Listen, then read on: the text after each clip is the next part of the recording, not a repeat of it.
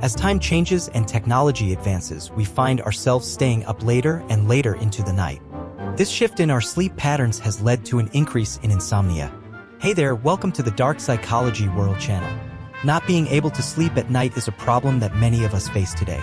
The distress caused by insomnia can be quite unbearable. So today, let's dive into why we often suffer from insomnia and discuss some strategies to combat it. Enough chit-chat, let's get right into it. To tackle insomnia, we first need to understand it. There are three main types of insomnia. 1. Difficulty falling asleep. This is when you're tossing and turning in bed for more than 30 minutes, unable to drift off.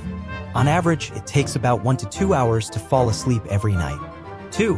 Inability to sleep soundly. If you often find yourself waking up in the middle of the night, half asleep, this is your category. Most of your sleep is light, and you'll wake up multiple times during the night, falling asleep and waking up again in a cycle of recurring sleep disturbances.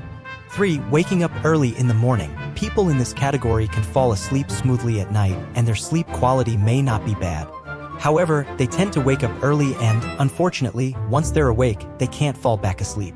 They end up lying in bed with their eyes closed, spending the whole morning awake. These are the three common types of insomnia that most people experience. So, why do we suffer from insomnia? There are many reasons, including physiological and psychological factors. Let's start with the psychological aspects.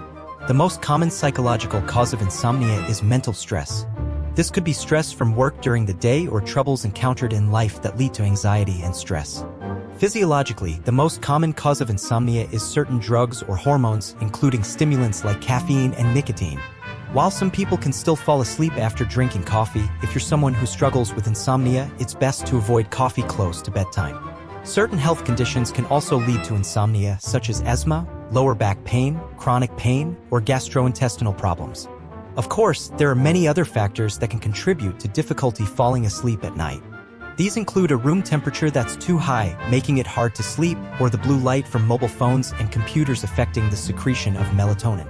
Sometimes it's simply that your brain can't stop thinking, your muscles are tense, or you've eaten too much before going to bed. The room might be too bright, or even genetics could play a role. These are all potential causes of insomnia. So, what can we do to improve insomnia? Here are some strategies. 1. Free your mind. One common issue is that our minds keep racing even when our bodies are in bed. You might find that even with your eyes closed, thoughts from the day keep popping up. Try writing down your to-do list or any thoughts that are on your mind. This is like moving the files in your brain onto paper. Then, tell yourself that you don't need to think about these things right now and that you can deal with them tomorrow.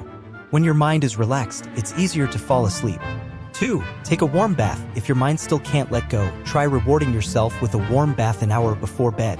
A 10 to 15-minute warm bath can soothe your muscles and make it easier to fall asleep. Studies show that when the gap between skin temperature and deep body temperature is reduced, or in other words, when your body temperature drops, it's easier to fall asleep. After a bath, you'll feel comfortable in bed. 3. Relax your muscles. If you can't sleep, it might be because your muscles are too tight. Try doing some muscle relaxation exercises before bed. Stretch your shoulders, arms, back, butt, and feet. Hold each stretch or contraction for 4 to 5 seconds, then relax. After doing this from head to toe, you'll find your whole body feels particularly relaxed and it's easier to fall asleep. Just be careful not to be too intense and raise your body temperature. 4. Create a conducive environment. To sleep peacefully, you need a dark, quiet, and cool environment. If you've ever tossed and turned on a hot night, sweating profusely, you know how hard it can be to fall asleep. So, if you're having trouble sleeping, check if your sleeping environment is too hot or too bright. 5. Limit bedtime activities. Our bodies secrete melatonin at night, which helps us sleep. But with the advancement of technology, almost everyone uses their phone or computer before bed. The blue light from these screens can trick our bodies into thinking it's daytime and affect melatonin secretion. So, try to avoid using these devices for at least 30 minutes to an hour before bed. I know some of you might be staying up late watching this video right now.